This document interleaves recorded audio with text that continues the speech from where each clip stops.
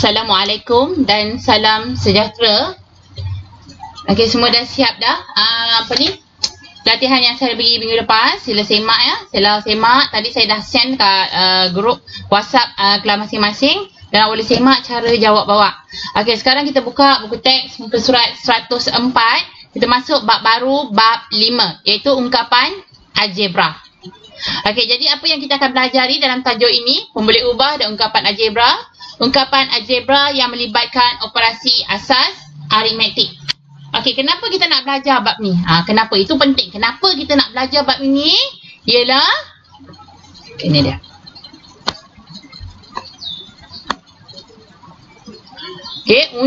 Okey, jadi kita akan pelajari untuk mempelajari cara mewakili suatu nilai yang tidak diketahui dengan suatu huruf. Jadi kenapa kita belajar? Sebab kita nak mempelajari cara mewakilkan suatu nilai yang tidak diketahui dengan suatu huruf. Okey, jadi kita teruskan dengan muka surat 106. Okey, pemboleh ubah dan ungkapan algebra. Jadi apa yang kita nak belajar hari ini? Kita nak belajar menggunakan huruf untuk mewakilkan kuantiti yang tidak diketahui nilai. Okey, seterusnya menyatakan sama ada pemboleh ubah itu mempunyai nilai yang tetap atau nilai yang berubah dengan memberi justifikasi. Okey, kita tengok yang ini. Okey, kita tengok Encik Lim yang baju biru tu. Setiap bulan saya menderma sebanyak RM50 kepada Yayasan Kebajikan Negara. Encik Azlan pula yang purple ni. Setiap bulan saya menderma sejumlah wang yang sama kepada YKN. Dan Puan Kavita, wang derma saya kepada YKN pada setiap bulan bergantung kepada keuntungan yang diperoleh di kedai. Kita tengok ni. Okey, berdasarkan situasi ni kita dapat mengetahui jumlah yang diderma oleh Encik Lim pada setiap bulan. Okey. Berapa? RM50. Jadi walau bagaimanapun kita tidak mengetahui jumlah wang yang diderma oleh Encik Azlan dan Puan Kavita. Jadi jumlah wang yang diderma oleh Encik Azlan dan Kavita merupakan kuantiti yang tidak diketahui nilainya. Okey, dia tak cakap kan berapa? Dia kata setiap bulan saya derma sejumlah wang. Sejumlah wang kita tak tahu berapa. Okey, sebab tu kita letak dia sebagai kita letak kuantiti itu sebagai pemboleh ubah. Begitu juga dengan Puan Kavita. Okey, dia kata wang derma saya kepada YKN pada setiap bulan bergantung kepada keuntungan yang diperolehi. Jadi nilai itu tidak tetap. Okey, jadi kat sini kita boleh menggunakan huruf untuk mewakili suatu pemboleh ubah. Okey, misalnya setiap bulan Encik Azlan menderma RM-X dan Puan Kavita menderma RM-Y kepada Yayasan Kebajikan Negara. Okey, antara pemboleh ubah X dan Y, yang manakah mempunyai nilai tetap dan atau nilai yang berubah? Okey, kita tengok dah. Kita tengok contoh. Kita tengok sebelum tu kita baca yang ni dulu, faham kan? Suatu pemboleh ubah mempunyai nilai yang tetap jika kuantiti yang diwakili sentiasa tetap pada sebarang masa. Okey, contohnya tadi tetap sepanjang masa, contohnya Encik Lim dia kata dia menderma sebanyak RM50 kepada Yayasan Kebajikan Negara. Tetap, nilai dia tetap iaitu RM50. Jadi kita kata kita boleh gunakan sebagai suatu pemboleh ubah yang mempunyai nilai yang tetap. Nilai dia tetap je RM50 je, tidak akan berubah. Okey, kita tengok yang kedua. Suatu pemboleh ubah mempunyai nilai yang berubah jika kuantiti yang diwakili berubah mengikut masa. Contohnya Puan Kavita tadi. Okey, Puan Kavita dia kata saya derma dia kepada YKN pada setiap bulan bergantung kepada keuntungan yang diperolehi di kedai. Okey, jadi nilai dia akan ubah. Okey, jelas dekat situ? Okey, kita tengok contoh 1. Wakilkan setiap pemboleh ubah berikut dengan huruf yang sesuai. Seterusnya, tentukan sama ada pemboleh ubah itu mempunyai nilai yang tetap atau nilai yang berubah. Berikan justifikasi anda. Okey, kita tengok A. kadar faedah setahun untuk simpanan tetap. Okey.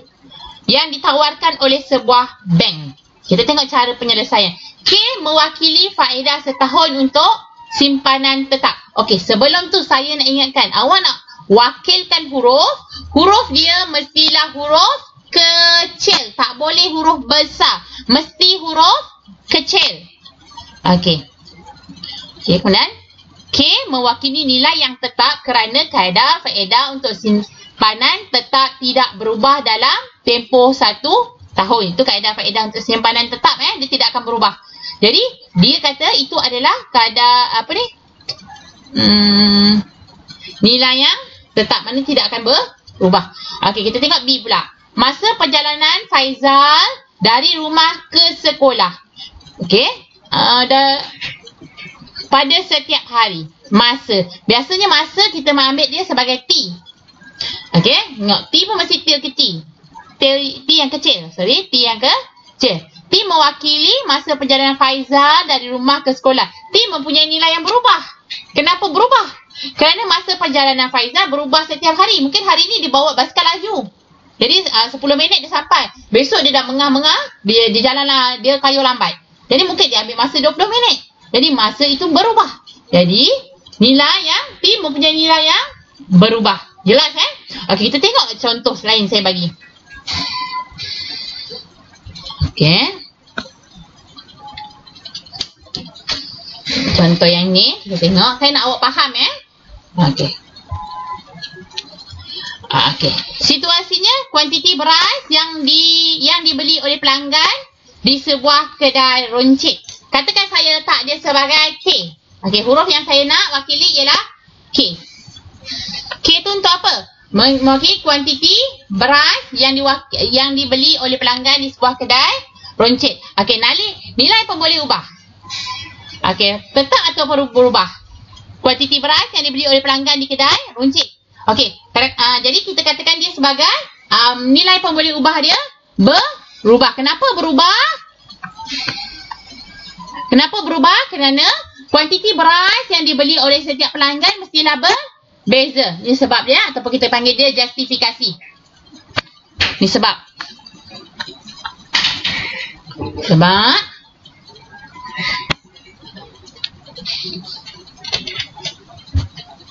Okey, sebabnya tadi saya kata kuantiti beras yang beli oleh pelanggan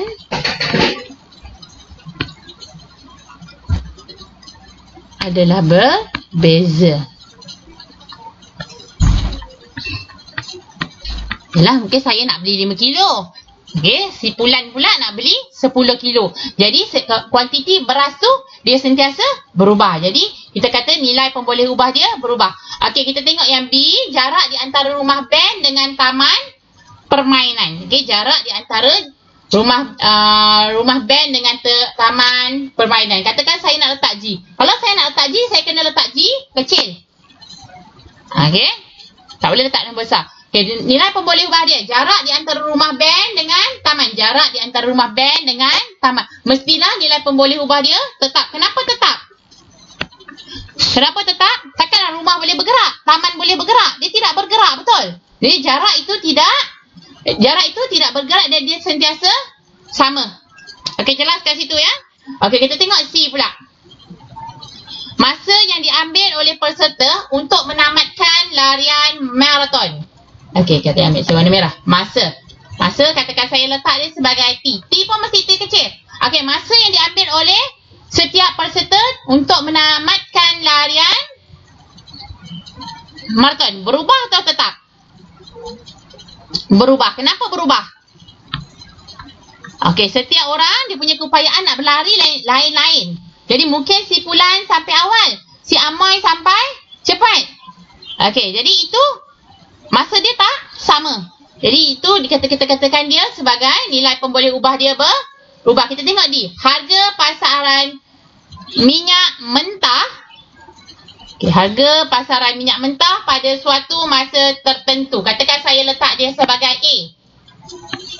Okey, harga pasaran minyak pada suatu masa tertentu. Berubah atau tetap? Berubah. Okey, bagus. Okey, berubah. Kenapa berubah? Kenapa? Kerana harga pasaran minyak mentah tidak menentu. Dah berubah mengikut masa. Kalau awak tengok harga minyak sekarang murah kan? Bulan lepas harga tak sama macam harga pada hari ini. Okay, jadi dia nilai pemboleh ubah dia berubah. Okey, kita tengok E. Bilangan jam dalam sehari untuk setiap individu. Okey, bilangan jam dalam sehari untuk setiap individu. Katakan saya letak P pun mesti P kecil. Okey. Berubah ataupun tetap? Tetap. Okey, tetap. Masa tak berubah. Okey, jelas sebabnya tadi saya dah bagi tahu, saya tak tulis sebab dia ambil masa nanti. Okey, tapi awak dah faham, saya dah fahamkan. Okey, saya rasa itu sahaja untuk hari ini. Kita buka buku teks kita semula tadi. Muka surat 107. Muka surat 107, awak buat latihan ni. Mat 1, hari ni berapa bulan? Hari ni 12 hari bulan 4. Buat dalam mat 1. Okey, ada 1, 2, 3, 4 saja latihan. Saya harap semua boleh buat. Okey, itu saja daripada saya. Okey, Assalamualaikum dan selamat sejahtera dan still stay at home.